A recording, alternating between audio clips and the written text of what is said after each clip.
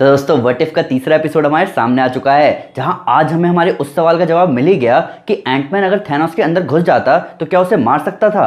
और इसका आंसर आपके होश उड़ा देगा। हल्क के तो उड़ाई दिए।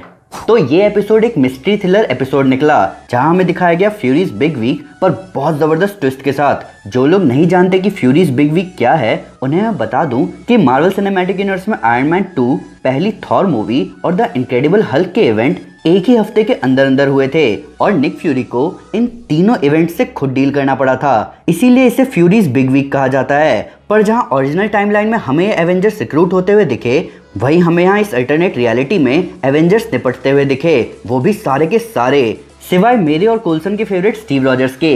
कैप्टन अमेरिका का एवेंजर्स इनिशिएटिव में रिक्रूटमेंट 2011 में हुआ था, जबकि ये तीनों इवेंट मई 2010 में हुए हैं। तो आइए इस एपिसोड के बारे में और डिटेल में बात करते हैं। तो दोस्तों मैं हूं अमन सिन्हा और आज मैं ब्रेक डाउन करने जा रहा हूं व्हाट इफ के तीसरे एपिसोड का, जिसका सवाल था कि क्या होता अगर दुनिया को उसके सबसे ताकतवर सुपर हीरोज नहीं मिलते। तो स्पॉयलर्स का ध्यान रखते हुए चलिए शुरू करते हैं।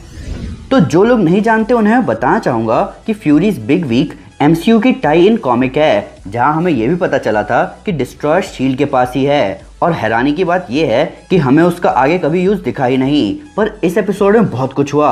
नताशा के एंटीडोट से टोनी स्टार्क मारा गया, क्लिंट के तीर से ह्यूमन थॉर मारा गया और ब्रूस बैनर का हल्क बीच कल्वर यूनिवर्सिटी में फट गया।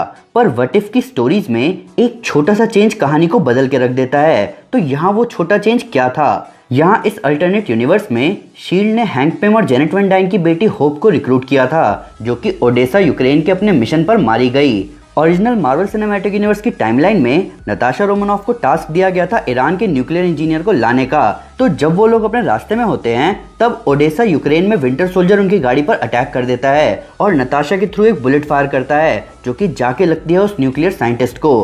पर नताशा यहाँ बच जाती है। तो इस अल्टरनेट टाइमलाइन में नताशा रोमानोफ की जगह होप को इस मिशन पर भेजा गया और वो वहां विंटर सोल्जर के हाथों मारी गई और उसके पिता हैंक पिम ने इसके लिए जिम्मेदार ठहराया शील्ड को और निकल गया एवेंजर्स इनिशिएटिव को बर्बाद करने।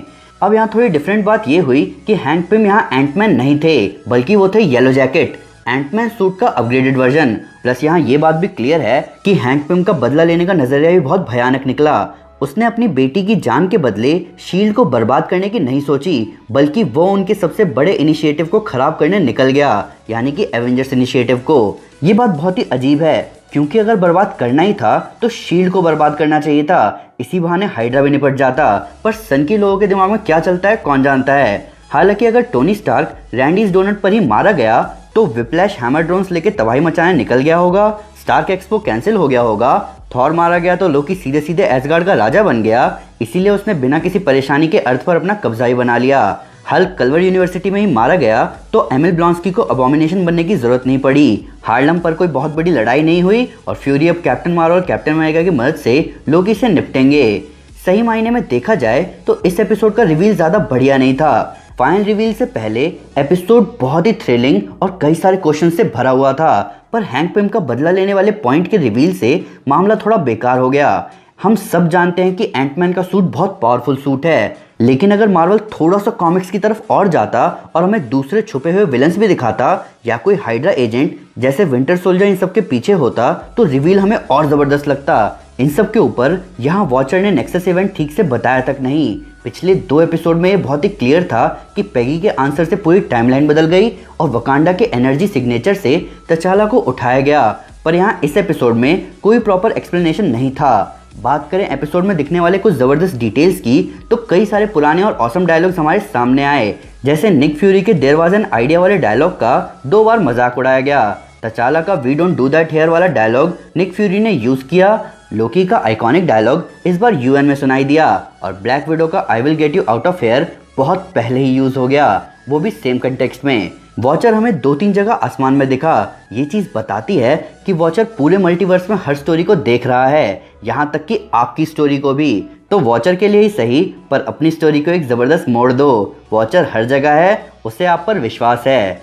एपिसोड में नताशा को ले जाया जा रहा था न्यूयॉर्क पियर्स के पास। इस इवेंट के दौरान वर्ल्ड सिक्योरिटी काउंसिल का सेक्रेटरी अलेक्जेंडर पियर्स था, जो कि इंटरनली हाइड्रा को भी चला रहा था। एक शॉट में निक फ्यूरी के चेहरे को आउटलाइन करता है वॉचर का चेहरा। ये एक छोटा सा हिंट है इस फैक्ट का कि कॉमिक्स में निक फ्यूरी ने वॉचर की जगह ली थी। एपिसोड में बहुत सारे मोमेंट्स बहुत ज़बरदस्त थे, चाहे हम बात करें नताशा का वैन के अंदर शील्ड एजेंट्स को पीटने वाला मोमेंट, या हम बात करें कोल्सन के थॉर के ज़बरदस्त बालों को डिस्क्राइब करने वाला मोमेंट, या हम बात करें कैप्टन मार्वल के बीपर को देखने वाले सीन की। एपिसोड में कोल्सन का पासवर्ड था स्टीव स्टीव स्टीव आई हर्ट स्टीव 0704।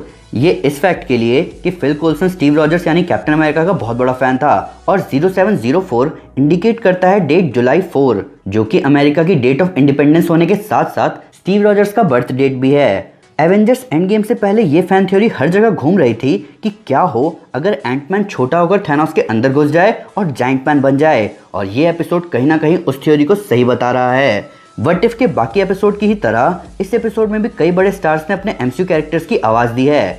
निक फ्यूरी की आवाज़ सैमुअल एल जैक्सन ने दी है, हैंक पिम की आवाज़ माइकल डगलस ने दी है, और लोकी की आवाज़ टॉम हिडलसन ने दी है। ये फैक्ट ही व्हाट इफ को और ख़ास बनाता है। हालांकि इस व्हाट इफ में हमें द इनक्रेडिबल हल्क मूवी के इवेंट दिखाए गए, जहां एडवर्ड नॉर्टन थे ब्रूस बैनर के रोल में, जबकि यहां मार्क रफेलो ने ब्रूस बैनर की आवाज़ दी है। हालांकि नताशा रोमनॉफ, टोनी स्टार्क, बेटी रॉस और जनरल रॉस की आवाज़ देने के लिए उनके रिस्पेक्टिव एमसीयू एक्टर्स अवेलेबल नहीं थे, पर इनके अभी के वॉइस एक्टर्स ने कोई कमी महसूस नहीं होने दी। मैं इन सारे फैक्ट्स के बीच आपको एक अलग बात ही बताना चाहता हूँ कि स्पाइडरमैन नो वे होम के ट्रेलर में जो बॉक्स दिख रहा है वो मूवी के इंपॉर्टेंट प्लॉट का हिस्सा है। अगर आपको कोई इस बॉक्स के बारे में बताएगा तो मोस्ट प्रोबेबली आपका मूवी की स्टोरी को लेके मज़ा खराब हो सकता है। बड़ी मूवीज़ को लेके इंटरेस्टिंग फैक्ट्स और ज़बरदस्त डिस्कवरी करना एक तरफ है, पर अगर पूरा प्लॉट ही रिवील हो गया तो सही में मूवी देखते टाइम जो मज़ा आता है वो मज़ा आपको नहीं आएगा। आप सोच के देखो, क्या होता अगर कोई आपको एंड गेम से पहले ही बता देता कि आयरन मैन मर जाएगा और स्टीव रॉजर्स थॉर का हैमर उठा लेंगे। आपको इन मोमेंट्स को फर्स्ट हैंड देखने में ही वो मज़ा आता है, ना कि किसी से उनके बारे में सुनने में। लीड फुटेज और अनयूजुअल डिस्क्रिप्शन से दूर रहें और मूवी को वैसे ही एंजॉय करें जैसे उसे एंजॉय करना चाहिए। और किसी भी मूवी को प्रॉपर्ली एंजॉय करते हैं थिएटर में तो सब लोग मास्क लगा के घूमें और जल्दी जल्दी वैक्सीन लगा लें ताकि दुनिया नॉर्मल हो जाए। तो दोस्तों ये था ब्रेकडाउन व्हाट इफ के तीसरे एपिसोड का। इस एपिसोड में थॉर को देखने के बाद अब मैं पार्टी थॉर के लिए और भी ज़्यादा एक्साइटेड हूँ, पर आप किस एपिसोड के लिए एक्साइटेड हैं ये मुझे कमेंट पे ज़रूर बताएं। पर फिर भी अगर मुझसे इस वीडियो में कोई डिटेल मिस हो गई हो या आपके उसको नया फैक्ट है इस वीडियो से रिलेटेड तो प्लीज़ कमेंट पे ज़रूर बताएं या हमारे सोशल मीडिया हैंडल पर हमारे साथ शेयर करें। हम हर जगह हैं। तो गाइस अगर आप थॉर को कॉमिक्स में थैनोस से लड़ते हुए देखना चाहते हैं तो मैं आपको हमारी unworthy Thor comic series recommend करूंगा। साथ ही साथ अगर आपको वीडियो पसंद आए तो इस वीडियो को लाइक और शेयर जरूर करें, और ऐसे कई सारे ऑसम कंटेंट के लिए हमारे चैनल को सब्सक्राइब करना ना भूलें। Thank you guys, this is Aman Sinha and you are super super. Piece.